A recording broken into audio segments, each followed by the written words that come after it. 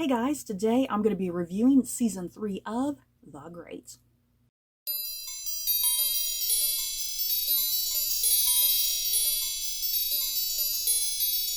So, before I head into my thoughts and feelings on season 3 of The Great, I am definitely going to be heading straight forward into some spoilers, most likely, and that includes some major character deaths. So, you have been warned. If you have not seen the latest season of The Great, come back at a later point and have a conversation with me. Oh boy, you guys, this season, wow, one hell of a shocking season. I just can't believe some of the things that happened in this season. Uh, it kind of just blew my mind a little bit, and I'm still kind of speechless about certain things, especially the one big one. We'll talk about that one. But yeah, like as far as like some character deaths go, I was definitely kind of shocked with some of the characters that they wiped out. And the thing is, I think the show, seeing how it kind of ended, I think the show is about to do a major shift, and I'll kind of talk about that, especially the final scene we get with Catherine. I think we're about to have a massive shift with the show. I think that's why certain characters were kind of gotten rid of, and yeah, because I think we're about to set up some new characters, because there's still plenty of historical figures in the life of Catherine the Great that this show needs to explore. So yeah, this is just one ride of a show, you guys. Absolutely shocking this season. So yeah, kind of starting from the top. What we initially kind of explore within like the first couple episodes is definitely the ramifications of what happens at the very end of season 2. At the very end of season 2, Peter slept with Catherine's mother. She accidentally falls out a window to her death.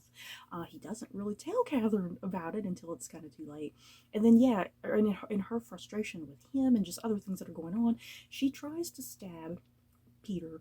She does it like 5 times, but it ends up being that she stabbed the look-alike Pugachev, and we'll talk about him too.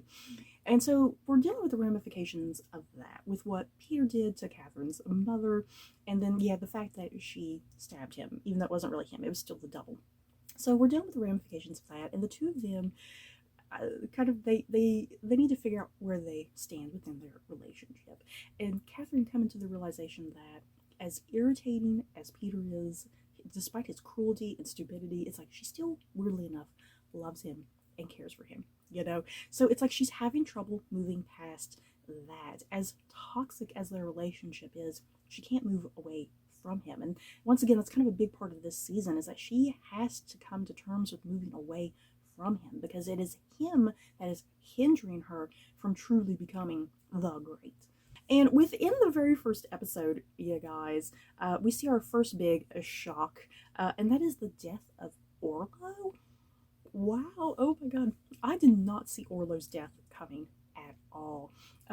Yeah, Orlo he was so happy and excited, thinking that Catherine had in fact killed Peter, and you see just the absolute joy on his face. And then when he sees Peter for the first time, he's like, oh hell no, no. And just the disappointment, it's like you understand his disappointment. He has constantly been by Catherine's side since the very beginning. He has been at her side and supporting her when there's many who do not support her.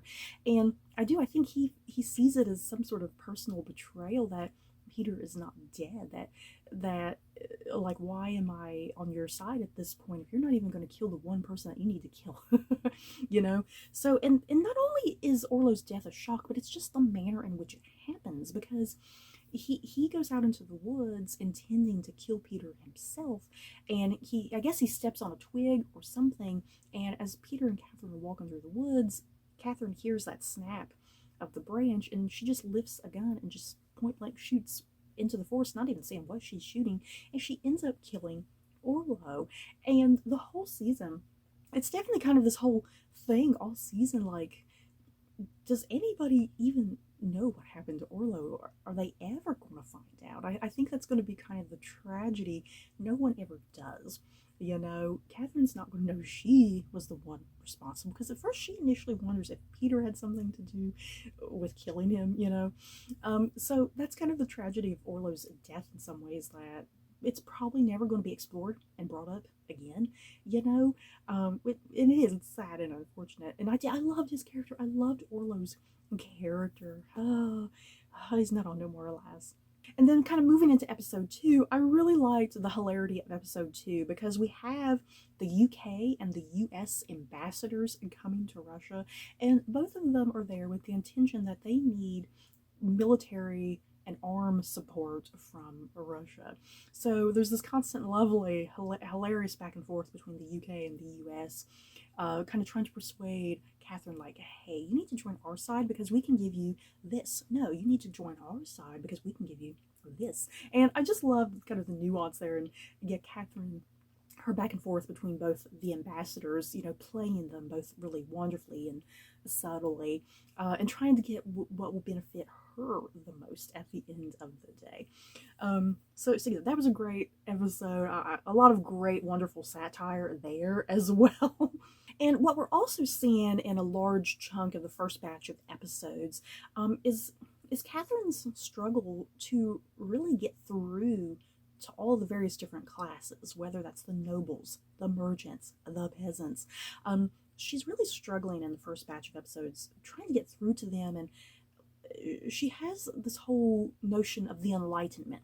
She wants to bring the Enlightenment to Russia. She wants to outlaw murder. She wants women to have a voice. She wants to have divorce as an option. She wants people to have education. She wants to end the serfdom. She has so much high hopes for everything. And once again, as Catherine kind of evolves throughout the season, and she realizes how everyone looks at her and how she's not ever really entirely looked at herself, she starts to realize how just naive she has always been. And yet, once again, here in these first batch of episodes, kind of her naivety and with what she wants to do, and yet nobody in the noble class, the merchants, the peasants, no one agrees entirely with the plans that she has, which is so frustrating. She can't satisfy anybody. That's just it. She can't satisfy anybody. If she does this one thing, she's going to upset this other group of people. And it's like, who should she be siding with? What will keep her safe at the end of the day? And then, just to kind of touch on some of the random characters here before I get to our big thing that happened this season, you guys. I loved seeing more of Maxim, you guys. Mariel's child husband. Oh my god. Because I think he was just brought into the show very late last season, so I absolutely love seeing more of Maxim this season. Why is it always hilarious when a child is cursing and using foul language? Why is it always hilarious? Because Maxim, every line of dialogue that comes out of his mouth was great. I loved it. And yeah, the way he's dressed, and yeah, the hat, like he has like the tricorn hat and like the wig and everything. He's still just a child, but it's like he is just dressed completely down to the nines. I love his character. Every time he was on screen, I absolutely enjoyed it. And yeah, his involvement with everything that goes down with like Pugachev later, dear God, that was shocking as well. Poor Mariel she does not want to be in this marriage at all, and yes, she's still having her thing with Grigor off to the side. It was also nice to see more of Hugo and Agnes, our king and queen from Sweden. They kind of have their own kind of background drama that's going on with Sweden because they want to try to retake Sweden, and yeah, that whole thing actually gets to a big old mess because that's how we lead up to a big death coming up. I really enjoyed seeing Hugo and Agnes more and kind of their shenanigans because they're both just absolutely duplicitous, and yeah, Agnes kind of doing her thing off to the side with Velimentov. Poor Velimentov. And we also get more screen time even with Arkady and Tatiana, which was nice. I feel like Arkady and Tatiana have always just been very, very background noble characters, that whenever they're needed, they're kind of there. And I feel like they had a lot more involvement this season in some ways because they kind of needed to be, especially with how everything is going down, and then yeah, their involvement with the Pugachev rebellion later. So yeah, I really enjoyed seeing more of Arkady and Tatiana. We get some wonderful moments with Elizabeth throughout this season as well. I just love, it's like Elizabeth is one of those characters that she almost seems like she just has her head up in the clouds and she don't really know what's going on, but in reality Elizabeth knows more than everybody what's going on, you know. And I love the fact that she sees so much potential in Catherine and wants to support Catherine as best she can, you know. And yeah, Elizabeth and everything going on with Peter the Great. It's like there's still like all of that going on with Elizabeth still kind of mourning the loss of Peter the Great, and we get those wonderful sections where she's hallucinating the ghost of Peter the Great, which we get to see the return of Jason Isaacs, which was really nice. And then, yeah, moving on to Georgina. Georgina was such a joy this season because she spent pretty much all of season 2 away. You know, she was only in a couple episodes of season 2 because she was in like the first episodes, and then she was gone for the majority of the season, and then she came back in like the last couple. So it was a joy to see more of Georgina this season and seeing her so heavily involved with the plot. I love that. And yeah, once again, she's a very duplicitous character as well. And it's like I never quite knew what was going on with Georgina, like what exactly she was up to, because she kept like acting one way towards Catherine, but then she would kind of totally flip and act another certain way, you know. So I loved kind of how her whole plot was. You never knew exactly what she had in mind. What was her end goal exactly? And yeah, I guess we got to see what that end goal is by the end of the season. So moving on to episode 6, you guys. Episode 6 should, you know, it's just kind of an episode there randomly in the season. It should be fine. No, it's not fine. Episode 6, we see the biggest shock of the season, you guys, and that is the death of Peter. Wow.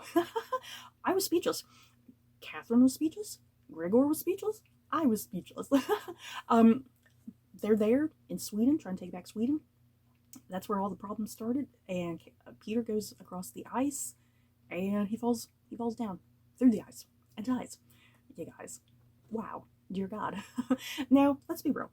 We all knew at some point Peter had to die at some point. You know, he's outstayed his welcome in some ways. Historically, he should have already been dead. The thing is, as whenever you get the title card of the show, it always says an occasionally true story. You know, the Great is playing fast and loose with history, and it's letting you know it's playing fast and loose with history, that you're not supposed to expect any sort of accuracy with this show. So yeah, that goes with Peter, definitely. And yeah, even though he should have been dead long ago, he's such an incredible fan favorite character on this show. And it's so sad to see him go. I'm very curious what this show is going to be like without Nicholas Hoult on it. And Nicholas Hoult and Elle Fanning had such wonderful performances there, kind of in those last couple minutes that they do share screen time together. Their performances were just absolutely wonderful. But I really want to highlight actor Willem Lee, who plays Gregor. I really want to highlight his magnificent performance in kind of those last episodes there, you know, kind of starting with episode 6 and moving forward. Willem Lee, Gregor, he has been on this show since the very beginning, but he's kind of one of those underrated characters that people don't ever really talk about much. I feel like he's always just kind of there, and I really feel like his character stepped up in a huge big way this season. And yeah, Willem Lee's performance just absolutely blew me away. Like the hurt and pain that he was feeling with the loss of Peter and whatnot, and I loved those emotional scenes that he had with Catherine. They were just absolutely amazing. And yeah, he was constantly having like just mental breakdowns about things and not sure what to do, what to say. And yeah, he's lost his best friend. I mean, because what you get the idea is that Gregor, Peter, and Georgina, you get the idea that they had been friends since childhood. That's why they're so close together, and that's why everybody is kind of feeling the emotional pain that they're feeling with the death of Peter there, you know, especially Gregor. Even though Peter just horribly abused that relationship, you know.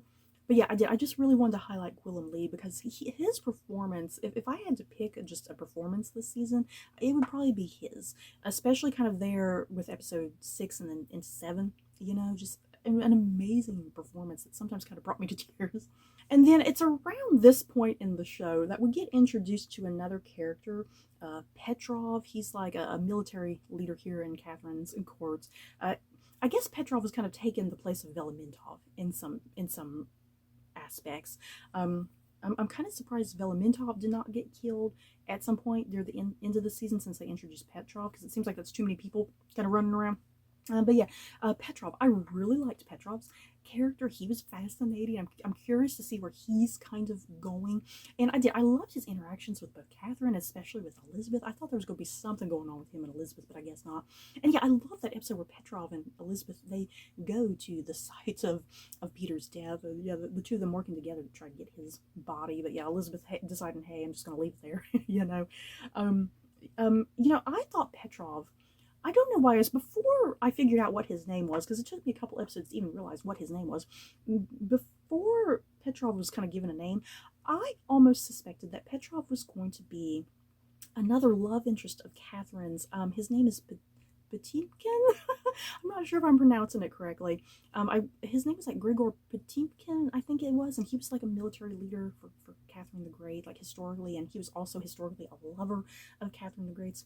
So yeah, I thought Petrov was going to kind of be playing that character, possibly. I don't know. Maybe that's something we could get some sort of twist. I don't know, because yeah, they were showing him so incredibly much. I was getting a little suspicious there. But yeah, I liked Petrov a lot. Yeah, the Pugachev Rebellion. The Pugachev Rebellion was, in fact, a real historical rebellion. I don't think he was like a Peter lookalike, though. I don't think he was a lookalike. I think he was just some peasant that caused this rebellion. I don't think he was a lookalike, if I'm not mistaken. Yeah, I liked how this show handled the Pugachev Rebellion, of course, in the great fashion.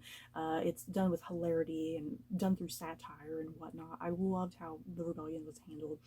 So yeah, we got to see Nicholas Holt a little bit more after episode 6, but yeah, it was through the lookalike, which was interesting. And yeah, we do finally get Pugachev's death, and of all people, Maxim. Maxim is the one who shoots him. I just was not expecting that at all. I just thought somebody else would kill him, or he would die by some sort of weird, strange accident. You know how this show is.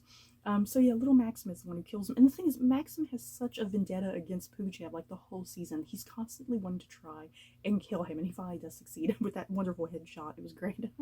Another big thing, I thought for sure Archie was dead.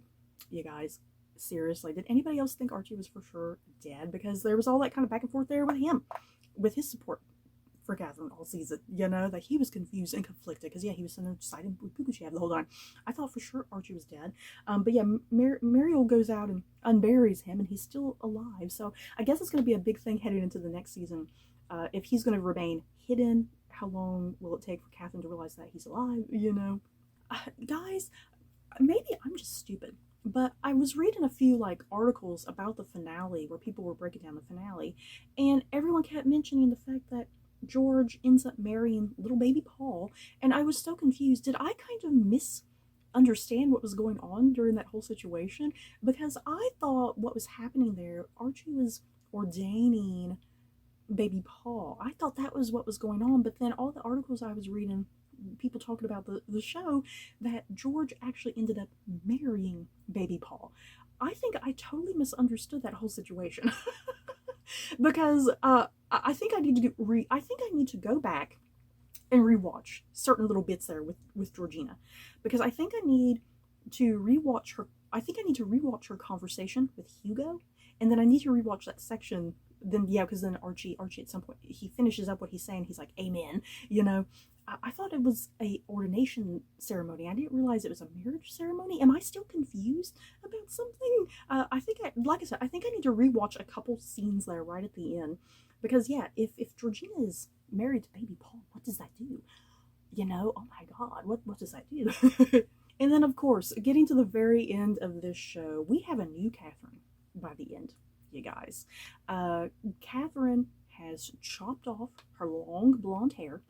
She is dressed all in black, and just what an amazing performance by Elle Fanning, you guys. Elle Fanning did a remarkable job here, because the Catherine that we see in the first half of the season is very much the Catherine we have been seeing. She's very spunky and hopeful and light and naive.